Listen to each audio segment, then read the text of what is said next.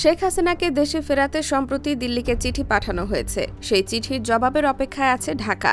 জবাব না এলে যথাসময়ে তাগিদপত্র পাঠানো হবে। বৃহস্পতিবার সাপ্তাহিক ব্রিফিংয়ে এসব তথ্য জানান পররাষ্ট্র মন্ত্রণালয়ের মুখপাত্র রফিকুল আলম। তিনি বলেন, আগামী ২০ থেকে ২৪ জানুয়ারি চীনে দ্বিপাক্ষিক সফরে যাবেন পররাষ্ট্র উপদেষ্টা। এ সময়কে চীনের সঙ্গে সম্পর্ক জোরদারের বড় সুযোগ হিসেবে দেখছে পররাষ্ট্র মন্ত্রণালয়।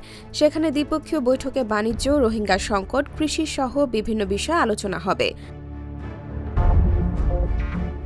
আন্দোলনে আহতদের চিকিৎসার বিষয়ে তিনি বলেন, জুলাই আন্দোলনে আহতদের বিদেশে চিকিৎসার জন্য দ্রুত ভিসা প্রাপ্তির বিষয়ে কাজ করে যাচ্ছে পররাষ্ট্র মন্ত্রণালয়। এ পর্যন্ত ১১ জনকে বিদেশে চিকিৎসার জন্য পাঠানো হয়েছে।